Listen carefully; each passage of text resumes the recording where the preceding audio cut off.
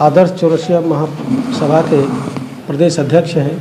इस नाते मेरा दायित्व बनता है कि अपने समाज के लिए कुछ हमेशा प्रखर होकर करके बात कहूँ। उसमें से सबसे बड़ी बात यही है कि हमारे समाज में के एकलौता विधानसभा के सदस्य हैं माननीय श्री संजीव चौरसिया जी, और अब तक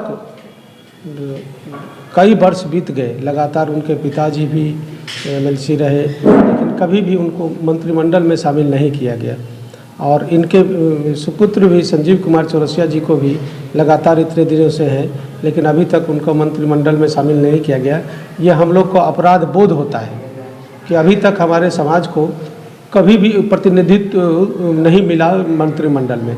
अभी हमारा सबसे बड़ी यही मांग होगी कि मंत्रिमंडल में माननीय डॉक्टर संजीव चौरसिया जी को, जो समाज के प्रति हमेशा सजग रहे, पार्टी के प्रति हमेशा सजग रहे हैं और एक सजग प्रहरी के रूप में काम करते हैं, तो ऐसे व्यक्ति को मंत्रिमंडल में शामिल कर करके और बिहार के लिए विकास की ओर अग्रसर हो जाएगा, बिहार और तेज़ गति से दौड़ेगा।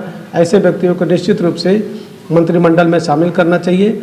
और युवा शक्ति अगर मंत्रिमंडल में शामिल होता है और उनका इनकी जो कार्य करने की शैली है, यह बहुत ही माने आज के समय का प्रासंगिक है, और यह पार्टी के लिए भी और बिहार के लिए भी ये अतिशयोक्ति होगी। अतएव मैं उनसे सभी से आग्रह करता हूँ, मंत्रिमंडल में उनको शामिल करना चाहिए और उनको उचित प्रतिनिधित्व हमारे चौरसिया समाज को मिलना चाहिए। अगर मंत्रिमंडल में शामिल नहीं किया जाता है तब क्या करेंगे आप लोग? नहीं, हम तो मांग ही करेंगे, क्योंकि उसका यही सही दायित्व तो मिलना चाहिए। क्योंकि लगातार हम अब तक जितने वर्षों से चुनाव होते आ रही है, और यह समाज, हमारा समाज हमेशा से जो देश के साथ चलते हैं उनके साथ हमेशा रहे हैं।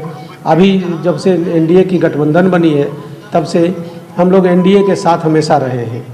तो ऐसी स्थिति में मैं माननीय मुख्यमंत्री जी से आग्रह करूंगा कि हमें उपेक्षा ना किया जाए, हमें साथ लेकर के चलना चाहिए, तभी हम लोग भी आपके साथ रहेंगे।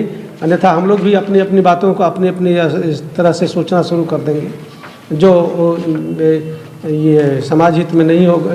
कहने का मतलब कि हम लोग अपने जो हमें प्रतिनिधित्व देगा उसके साथ हम लोग चलने की कोशिश करेंगे, ऐसा मैं सोच सकता हूँ। क्योंकि जब हमें उचित प्रतिनिधित्व ही नहीं मिलेगा, उचित मान सम्मान ही नहीं मिलेगा, सब लोग एक तरह से एकला चलो करेंगे तो हम, और उनका जो सीट है वो बीजेपी से है, तो कल ही विभाग बट गया है बीजेपी और जेडीयू और हम के बीच में।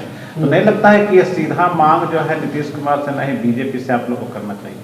बिल्कुल रुचि, हम दोनों से कर रहे हैं, दोनों से कर रहे हैं कि आप भी उनको ये कहिए कि अगर लगातार 35 वर्षों से हमें कोई प्रतिनिधित्व नहीं मिला है, जो इन दोनों का सरकार रही है, लालू और नीतीश की सरकार रही है, जिसमें से सबसे ज़्यादा इन्हीं की सरकार समय रही है। 18 वर्षों तक माननीय मुख्यमंत्री जी ही रहे हैं, तब पर भी इनका हमारा प्रतिनिधित्व नहीं मिला है। तो सिर्फ हम उनके लगातार उनके साथ कदम ताल मिलाकर चल रहे हैं और वो हमें हमारे प्रति सोच नहीं रख रहे हैं, तो हमें भी अपना कदम उनके दूसरे तरफ ले जाना पड़ेगा, ऐसा मुझे लगता है। चौरसिया समाज का वोट ले लिया जाता है, लेकिन उनको 35 वर्षों से सत्ता से मंत्रिमंडल, जबकि हमसे बहुत सारी जातियां हमसे बहुत कम संख्या में है, फिर भी उसका प्रतिनिधित्व तो बहुत बार मिला है, कई बार मिला है, एक दो बार नहीं कई बार मिला है। तो वैसे ही मैं दोनों मांग करूंगा, बीजेपी से भी मांग करूंगा और जदयू महोदय से भी मांग करूंगा कि हमारा भी बात को रखा जाए, हमारी भी बातों को रखी जाए, हमें भी उचित प्रतिनिधित्व दिया जाए। बीजेपी का तो पूरा सेंटर, क्यों नहीं केंद्र से मांग करेंगे, सबसे मांग करेंगे। हमारा हक है, हमारा हक को छीना जा रहा है और हमें उचित प्रतिनिधित्व नहीं मिल रहा है, यह अच्छी बात नहीं है। और ये जो कहते हैं कि जिसकी जितनी भागीदारी उसकी उतनी हिस्सेदारी, तो ये कहाँ होता है, कहाँ हो रहा है? लगातार 35 वर्षों से हमारे हिस्से कभी आई ही नहीं है। सीधा असर लोकसभा चुनाव पर बिल्कुल होगा, क्यों नहीं होगा। सिर्फ आप हमें यूज एंड थ्रो करेंगे तो कितना दिन तक चलेगा। निश्चित रूप से हमारी भी भागीदारी को तय करनी चाहिए।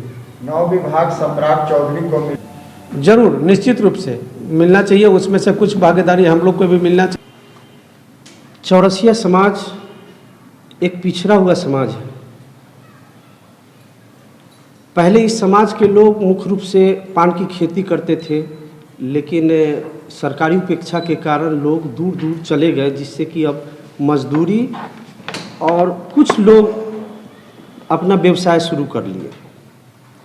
ऐसी स्थिति में इस समाज को मुख्य धारा में लाने के लिए माननीय मुख्यमंत्री नीतीश कुमार जी हम लोगों को अति पिछड़ा में शामिल किए। यह बड़ी खुशी की बात है और उसका लाभ भी हम लोग ले रहे हैं, लेकिन इस समाज को कोई प्रतिनिधि नहीं मिल सका, जिससे कि हम लोग आज भी राजनीति से दूर दूर हैं। दूसरी तरफ आते हैं, हम लोग आज प्रेस कॉन्फ्रेंस करने का मुख्य उद्देश्य है कि बिहार की राजनीति जिस हिसाब से चल रही है, ऐसी स्थिति में किसी समाज का जब तक के प्रतिनिधित्व नहीं होगा तब तक उस समाज का भला नहीं हो सकता है।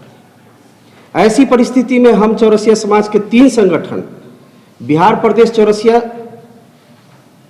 महासभा, बिहार प्रदेश आदर्श चौरसिया महासभा और चौरसिया चेतना परिषद का संयुक्त यह प्रेस कॉन्फ्रेंस है। और इस माध्यम से हम मांग करते हैं, सरकार से पहला मांग करेंगे कि एक बिहार में हमारे दीघा के विधायक हैं, उनको मंत्रिमंडल में शामिल किया जाए, जिससे कि हम लोगों को समाज को कुछ कल्याण हो सके। मेरा नाम गजेंद्र भगत चौरसिया, हम जनता दल यू से भी आते हैं और चौरसिया चेतना परिषद के प्रधान महासचिव होते हैं।